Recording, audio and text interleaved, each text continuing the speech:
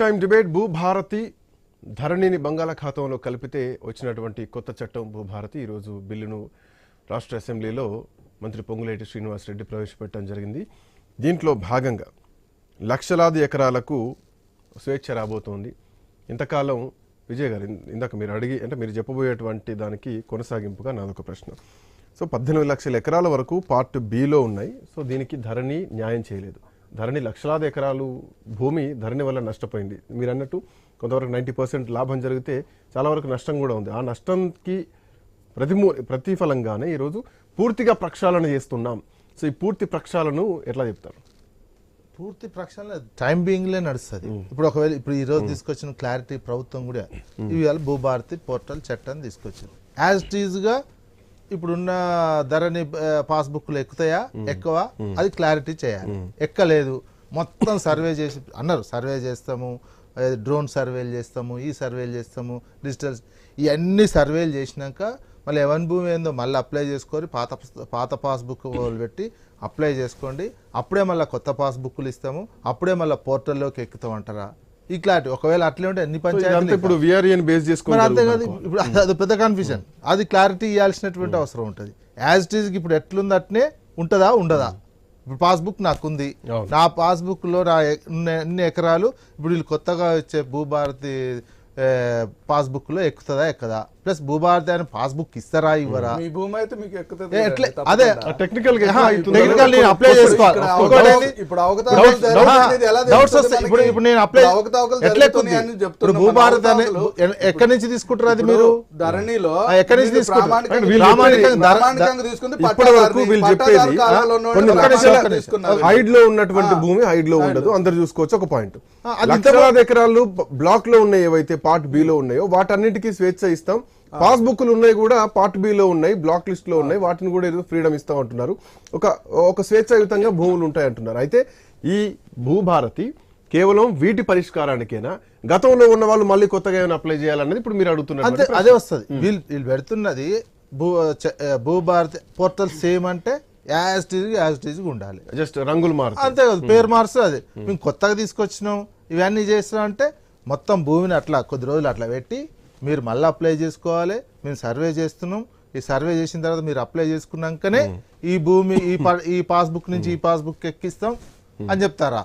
లేకపోతే ఉన్న పాస్బుక్ నే మళ్ళీ కొత్త చెల్లుబాటు అయ్యే విధంగా ఉంటుందా?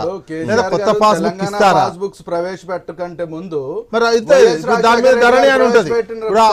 ఇప్పుడు ఇచ్చిన పాస్బుక్ మీద ఏముంటది అంటే ధరణి అని ఉంటది. పాత బుక్స్ కూడా రద్దు చేస్తూ కొత్త పాస్బుక్స్ ప్రవేశపెట్టు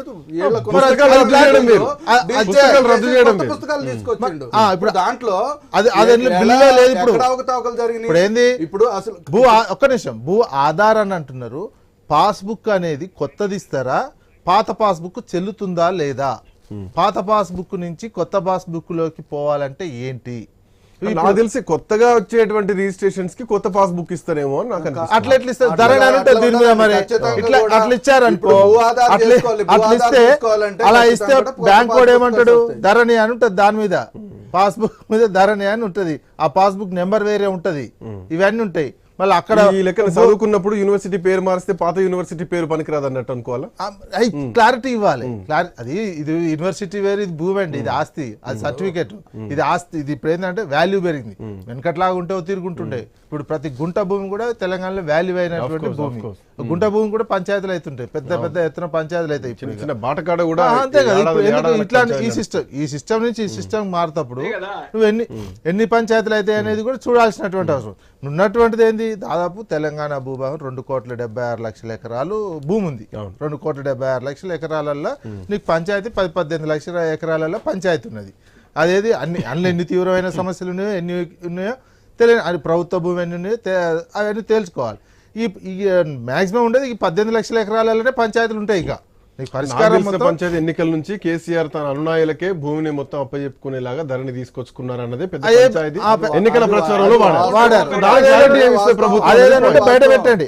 అదేదాన్ని ఉంటే ఎట్లా ఏడ ఉన్నారు ఏంటి అనేది బయట పెట్టొచ్చు. దానికి భూభారతి చట్టం చేయాల్సినటువంటి అవసరమే లేదు. మీకు గవర్నమెంట్ మీ చేతులు ఉన్నప్పుడు మీరు భూభారతి దేనికోసం మీరు అన్నట్టు ఏంటంటే అప్లేట్ అథారిటీలు పెట్టారు కదా, అదొకటి ఎవరి కోసం? ఇప్పుడు ఇప్పుడు కేసీఆర్ దాన్ని ఇంప్లిమెంటేషన్ లో తెలుస్తుంది. కాంగ్రెస్ ప్రభుత్వం 1971 లో ఆర్ఓఆర్ తెచ్చింది. మీరు అన్నట్టు 1971 ఆర్ఓఆర్ 2015 వరకు కూడా కొనసాగింది. ధరణి 2019లో వచ్చింది చట్టం. 2019 వరకు కూడా 1971 ఆర్ఓఆర్ అంటే గతంలో మరి కాంగ్రెస్ ప్రభుత్వం 1971 నుంచి ఉందా? టీడీపీ పరిపాలించలేదా ఉమ్మడి ఆంధ్రప్రదేశ్ లో? 10 సంవత్సరాల పైన 15 సంవత్సరాల టీడీపీ పరిపాలించింది కదా, మరి సవరణలు చేసుకుంటారు. అంటే కాంగ్రెస్ ప్రభుత్వం ప్రవేశపెట్టిన 1971 అన్నిటికీ మార్గదర్శనం. ఇప్పుడు మీరు అన్నట్టు 2,75,00,000 భూములు ఉంటే 2,75,00,000 మీరు అన్నట్టు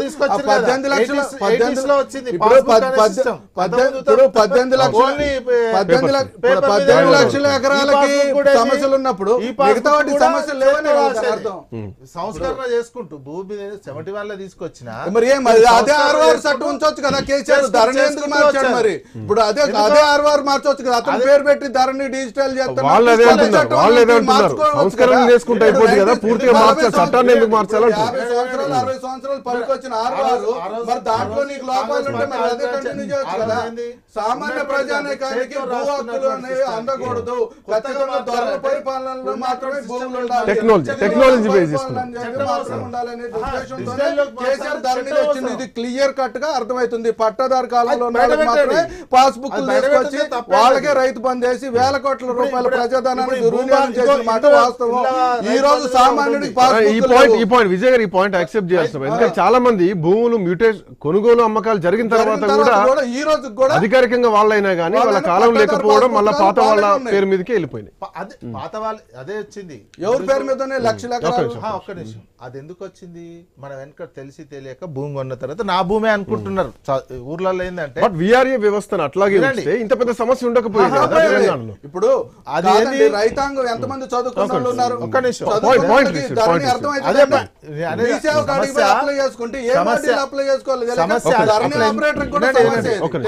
అట్లా ఎన్ని ఎకరాలు ఉందో చూడాల్సినటువంటి అవసరం ఉన్నది. ఇంకొకటి ఏంటంటే మీరు అన్నట్టు మన వెనకటి చదువు లేకపోవడము, ఇంకా అవగాహన లేకపోవడం, పైసలు ఇచ్చి కొనుక్కున్నాం అంటే అది నా భూమి. రిజిస్ట్రేషన్ తెలిసిన తర్వాత మీరు నాకు తెలిసి మీరు మొత్తం చట్టాన్ని చేంజ్ చేయలేదు, దాన్ని కంటిన్యూ చేస్తున్నారు. పేరుకు పూర్తిగా ప్రక్షాళన చేస్తున్నారు, బంగాళాఖాతంలో కలిపిన మీరు చెప్తున్నా గానీ ఇక్కడ కనిపిస్తుంది ఏంది? ఓవరాల్ గా చూస్తే ఒక 20 లక్షల భూమి, ఓవరాల్ గా చూస్తే గ్రామ కంఠంలో రెవెన్యూ డిపార్ట్మెంట్ లో 9 లక్షల 10 లక్షల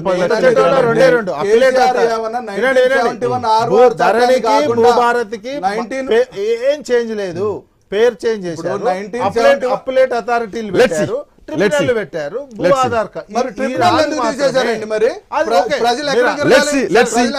2020కి ముందు 9,24,000 సాదా బైనామాలు దరఖాస్తు చేసుకున్నారని మంత్రి పొంగులేటి శ్రీనివాసరెడ్డి చెప్పడం జరిగింది.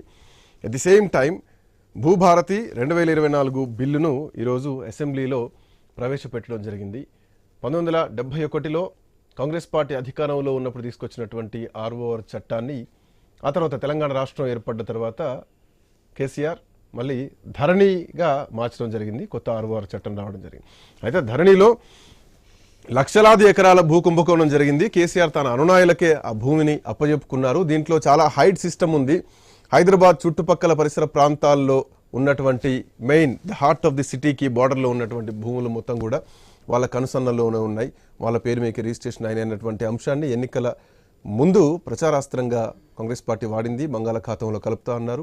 ఈరోజు బంగాళాఖాతంలో వేసాం, కొత్త భూభారతి చట్టాన్ని తీసుకొచ్చాం. ఇప్పటి వరకు పెండింగ్లో ఉన్నటువంటి భూ సమస్యల్ని మొత్తం కూడా ప్రక్షాళన చేస్తాం అంటూ చెప్పడం జరిగింది.